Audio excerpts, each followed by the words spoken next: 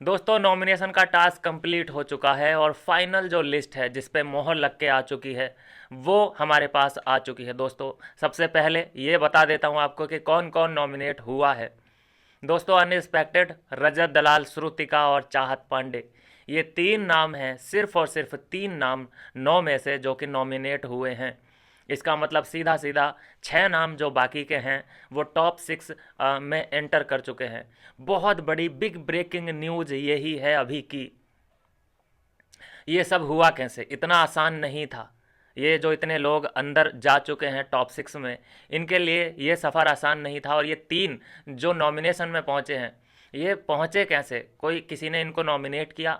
इनके साथ हुआ क्या? ये पूरी डिटेल में ये वीडियो आपके लिए लाया हूँ।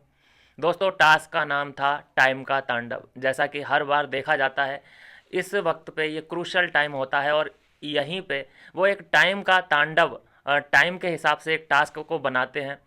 और इस बार जो बनाया गया था, एक पोलिंग बूथ का एक सिस्टम था। एक पोलिंग बूथ रखा गया है ग्राउंड में, बाहर गार्डन एरिया में, जहाँ पे इन 9 सदस्यों को, 9 घर वालों को 3 टीमों में डिवाइड कर दिया गया था, ए बी सी। ए में थे विवेन, अविनाश एंड ईशा, बी में थे करण, चुम एंड शिल्पा, और सी में थे श्रुतिका, रजत एंड चाहत।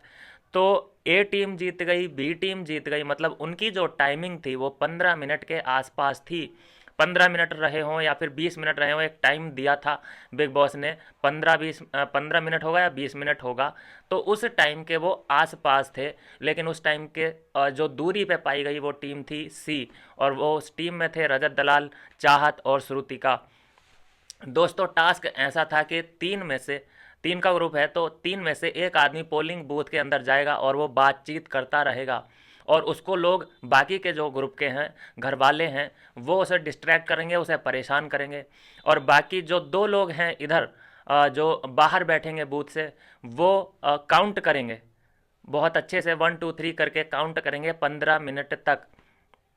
और वो काउंटिंग उससे मैच होगी या नहीं होगी, कितना वो पास ले आएंगे, नहीं लेके आएंगे, कौन अंदर था कौन बाहर था, ये तो डिटेल्स अभी आने बाकी हैं। कि रजत दलाल गणित में कैसे पीछे रह गया, ये बहुत बड़ा सवाल है। चलो मैं चाहत पांडे को मान सकता हूँ, गणित में मैं मानता हूँ कि उसका भी कैलकुलेशन ठीक ही होगा श्रुति का, क्योंकि वो पागल पागल टाइप दिखती है लेकिन है तो नहीं ना एक्चुअल में पागल। तो लड़ने भिड़ने में तो ये लोग आगे हैं, पानी फेंकने में तो ये लोग आगे हैं, एक दूसरे की बैक बिचिंग, जलन, उसे क्या बोलना है, उसे क्या जवाब देना है, माँ पूरा सिखा के गई है चाहत को। ये बातें नहीं सिखाई गई कि गणित में कैसे कैलकुलेशन होती है और एग्जैक्ट क्या टाइम रहता है, 1 मिनट में कितने सेकंड होते हैं, क्या ये सब चीज़ें नहीं पता इन लोगों को।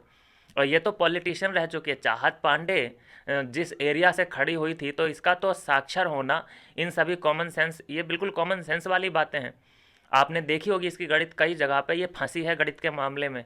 तो कौन लोग हैं आम आदमी पार्टी के जो कि इस पे अपना दाव लगा रहे थे कि भाई ये हमारी स्ट्रॉन्ग कैंडिडेट है, भाई इसको तो गणित की पाठशाला लेने की बड़ी ज़रूरत है। तो माँ ने सिर्फ क्या चीज़ें सिखाई हैं कि बेटा किसी से झुक के नहीं रहना, किसी के सामने झुकना नहीं, मुंह तोड़ जवाब देना है, बस ये ही ज़िंदगी भर इसकी माँ ने सिखाया इसे। तो यहाँ पे देखो कि वो सब बातें मायने बिल्कुल नहीं रखती, और वो सब बातें सब पीछे छूट चुकी हैं। यहाँ तो बेटी को झुकना पड़ेगा। अब यहाँ पे कुछ लोग ये बोलेंगे कि ओ ये तो डिज़ाइन ही इस तरीके से किया गया था टास्क को कि बिग बॉस इन लोगों को ही निकालना चाहते थे। भाई मौका तो बराबर का मिला ना फिर। अगर टाइमिंग इन ए और बी ग्रुप की नहीं मैच होती तो वो लोग इसमें नॉमिनेट होते। यही लोग क्यों हुए नॉमिनेट? इनका ही कैलकुलेशन क्यों खराब था? और ऐसा भी नहीं है कि चुम को इधर डाला गया हो, कोई ऐसी तगड़ी मिक्सिंग जो होती है कि अविनाश को डाला गया हो इधर रजत के ग्रुप में। बिल्कुल जैसे ग्रुप हैं वैसे ही हैं। अब आप ये कह सकते हैं कि हाँ श्रुतिका को इधर क्यों डाला? भाई श्रुतिका को ही तो डालेंगे। श्रुतिका किसके ग्रुप की है? करण के ग्रुप की है या वो अविनाश के ग्रुप की है? वो किसी के ग्रुप की नहीं है। हमने देखा है कई बार उसने जो बोला है, अपने पति के सामने भी जो बयान दिया है वो ये है कि मैं मानती हूँ कि वो मेरा ग्रुप है लेकिन वो मुझे अपना ग्रुप नहीं मानता, मैं देने में बिलीव रखती हूँ, मुझे उनसे कुछ भी एक्सपेक्टेशन नहीं है। तो ये बातें क्या मेकर्स नहीं सुन रहे होंगे? वो समझ गए कि हाँ भाई ये इंडिविजुअली मान के चलो इसको, ये बस अपनी तरफ से मानती है उस ग्रुप को, लेकिन वो ग्रुप तो बिल्कुल इसकी केयर करता नहीं है। हमने देखी हैं वो बातें, सभी चीज़ें। तो श्रुतिका को रजत के पास ही रखना था फिर। तीन तीन का तो ग्रुप बनना ही था, तो इसमें चीटिंग कहाँ हुई? अगर तुमने गलती की है, तुमने 15 मिनट एग्जैक्ट काउंट नहीं किए या उसके आसपास भी नहीं पहुंचे, तो तुम्हारा नॉमिनेशन में जाना तो था ही। और ऐसा नहीं है अब ये कोई कहे कि चीटिंग की होगी बिग बॉस ने, ये किया होगा वो किया होगा, यार इन मामलों में नहीं करेंगे चीटिंग, ट्रस्ट मी, इन मामलों में।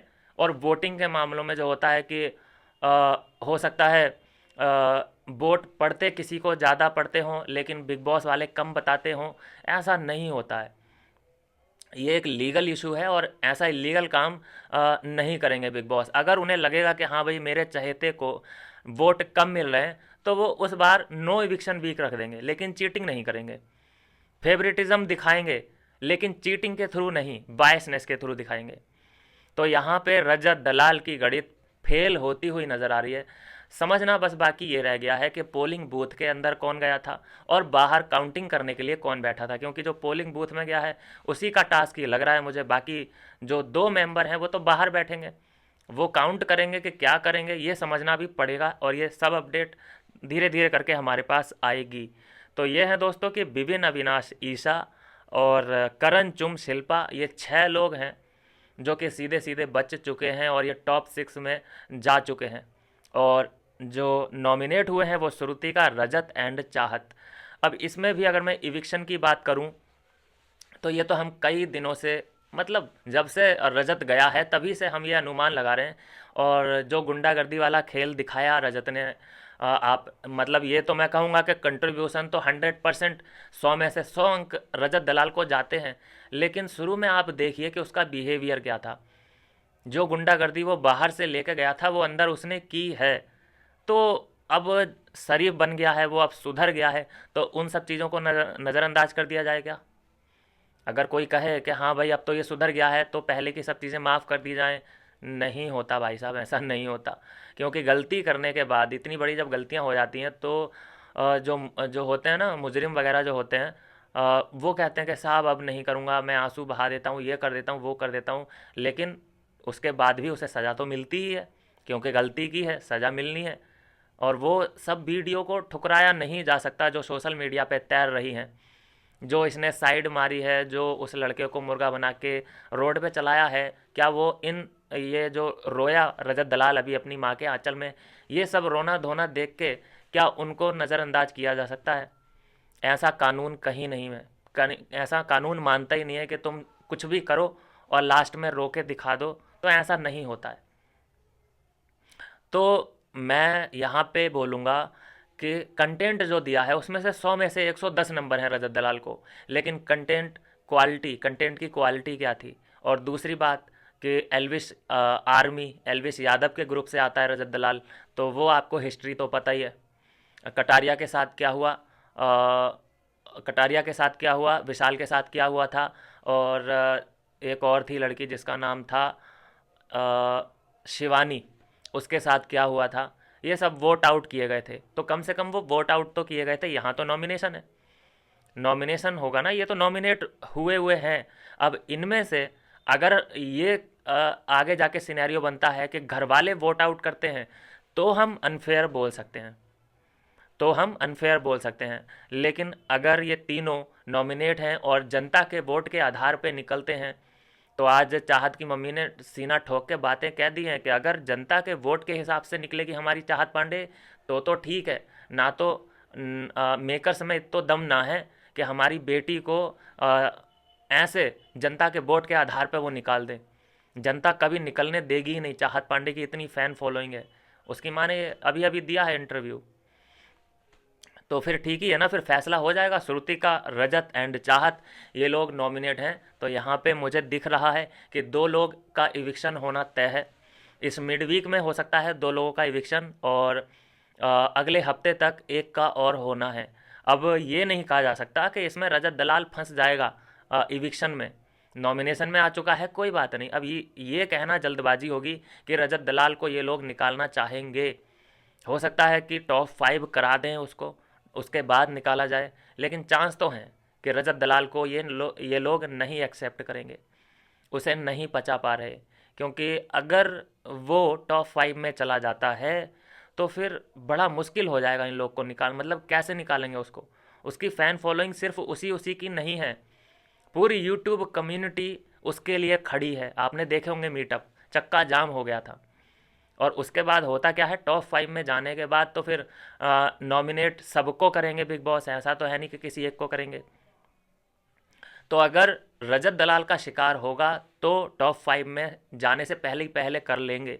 अगर वो टॉप 5 के अंदर एंटर कर गया तो फिर उसे रोकना बहुत मुश्किल हो जाएगा, बहुत ही ज़्यादा। ये समझ लीजिए कि 11 मुल्कों की पुलिस लगानी पड़ेगी उसे रोकने के लिए। अदरवाइज रजत दलाल का फिर फैन बेस, रजत दलाल का छोड़ दो, जिसकी जान पहचान है, उसकी जो ग्रुप में लोग हैं, जो उसके दोस्त हैं, वो उसकी बैकबोन है, वहाँ से उसे ताकत मिलती है। तो ये तो बहुत ज़्यादा हाईली चांसेस हैं कि इन दोनों के इविक्शन के बाद, श्रुतिका एंड चाहत के इविक्शन के बाद, रजत दलाल को किस तरह से निकाला जाएगा, घर वालों के वोट आउट के हिसाब से निकाला जाएगा और किस शर्त पे निकाला जाएगा, ये भी देखने वाली बात होगी। क्योंकि ऐसे तो नहीं बोलेंगे ना बिग बॉस के जो तुम्हें ऐसा है कि जो तुम्हें पसंद नहीं है तुम उसको वोट आउट कर सकते हो। कुछ ऐसी शर्त रखेंगे कि जो ज़्यादा खाता है खाना उसको आप वोट करो बाहर निकालने के लिए, इविक्ट करने के लिए। क्या वो जिम नहीं करता है उसको वोट आउट करो। कुछ ना कुछ ऐसी शर्त रखेंगे अटपटी सी, जो सीधे सीधे हिट करेगी रजत दलाल को। या फिर ऐसा भी कह सकते हैं कि भाई जो रिश्ते नहीं बनाए, क्योंकि रजत दलाल के रिश्ते नहीं थे, वो शुरू से ही ना इस खेमे में ना उस खेमे में, एक अलग अलग से निर्दलीय पार्टी उसने बनाई, लेकिन वो भी पार्टी उसकी थी नहीं। क्योंकि उसका, अगर मैं मानता कि इसकी पार्टी कब होती, कि जब शुरू से इसके पास चाहत पांडे थी तो चाहत पांडे इसी के पास रहती, तो हम मानते कि हाँ ये एक ग्रुप है। लेकिन चाहत पांडे भी कभी शिल्पा की तरफ जा रही है, कभी कहती है वो इंडिविजुअल हूँ मैं, कभी वो रजत दलाल के साथ टाइप कर रही है। तो ये ग्रुप माना ही नहीं गया, ये इंडिविजुअल माना गया। तो यहाँ पे इस आधार पे भी वोट आउट किया जा सकता है कि घर वालों बताओ कि कौन है घर में जिसका रिश्ता बन ही नहीं पाया। तो सब घर वाले फिर तो रजत दलाल की तरफ ही उंगली कर ही देंगे, उसमें तो फिर नो डाउट है। तो फिर उसके बाद क्या होना है, फिर उसके बाद रजत दलाल बाहर आते हुए हमें दिखाई देंगे।